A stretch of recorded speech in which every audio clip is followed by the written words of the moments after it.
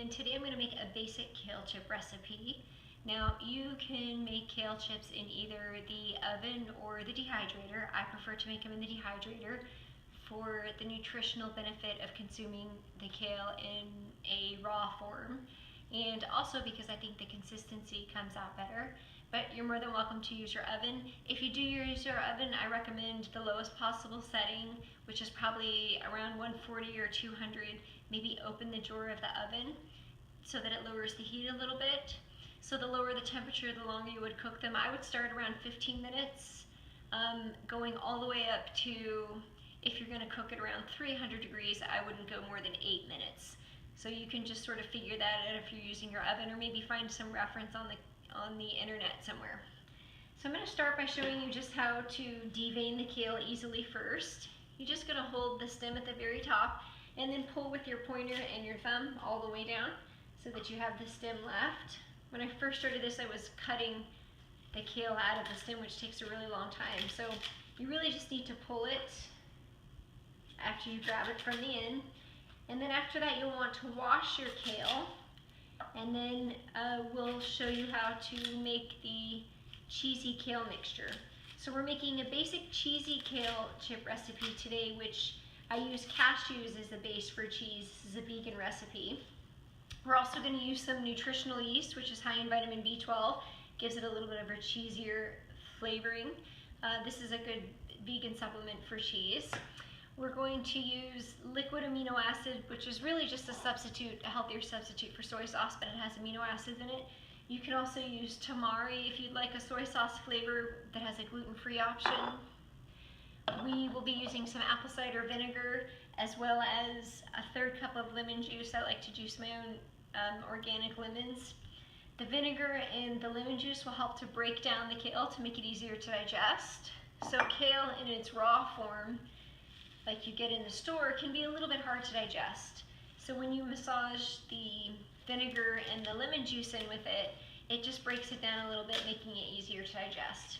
And then of course, when you put it in the dehydrator versus the oven, it still has the live enzymes in it to help digest it as well. So that's just one more benefit of a dehydrator if you're thinking about getting one. We'll also add some olive oil to it and a little bit of salt. And then you also have, this is an option that I've used before, coconut vinegar. It's just another option to apple cider vinegar. So our recipe today is going to be 2 bunches of kale, 1 cup of cashews soaked, which I soaked these, 1/2 cup of sunflower seeds, which have already been soaked. If you don't have sunflower seeds, you can just do 1.5 cup of cashews. If you're sensitive to cashews, you can do 1.5 cup of sunflower seeds. You can just convert it straight across. I like to use cashews because they're creamy and they don't have as much of a flavor. The sunflower seeds can sometimes be a little bit bitter, just depending on the type that you buy. So just keep that in mind.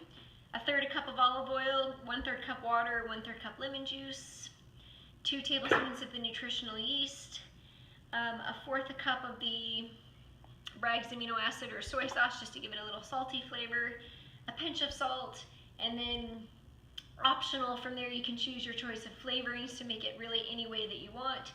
You can choose some fire roasted sea salt to give it a smoky flavor. You can choose, I have an applewood smoked sea salt. I just have a couple I like to choose from. You can use some curry masala to make it curry flavored. So you can really just get creative from this basic recipe that we're going to do today. So we'll add the mixture together for the cheesy mixture for the kale chips. We've deveined the kale and broken it up into fairly small pieces. You don't want it too small because it will crumble. So we'll start by adding 1/3 cup of water right here, and 1/4 cup vinegar. I like Bragg's amino acid. You can see, or the Bragg's brand. I've got their amino acid, their vinegar, as well as their nutritional yeast. And we'll do 1/4 cup of the amino acid. Again, you can use soy sauce if that's something that you already have.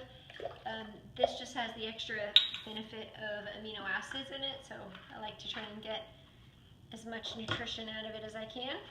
We'll do 2 tablespoons of nutritional yeast. Again, I like the Bragg's brand. Whoops, maybe a little extra.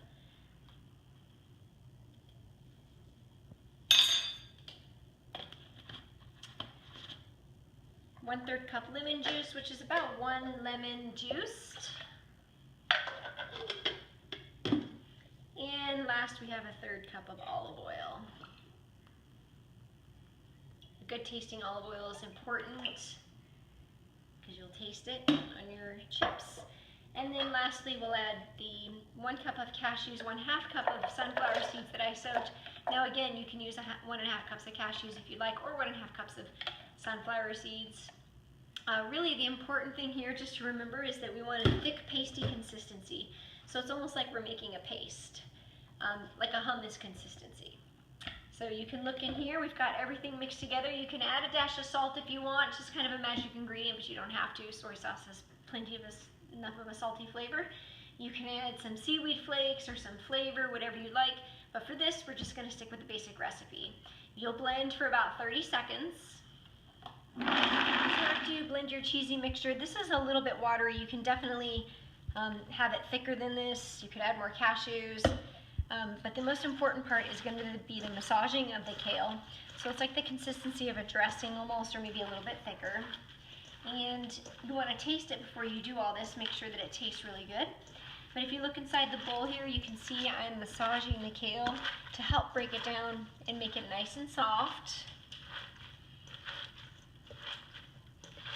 And then if you're using a dehydrator, from there, you'll just put the kale chips on the dehydrator sheet, or you can put them on a baking sheet lined with parchment papers because the kale chips will stick to the pan and they will burn.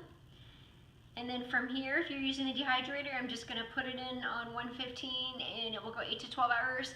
Again, in the oven, I would choose the lowest setting and probably start around 10 minutes and work your way up to 20 minutes. Everybody's oven's different, so you just have to stand by, but you don't want to overcook them in the oven because they will crumble.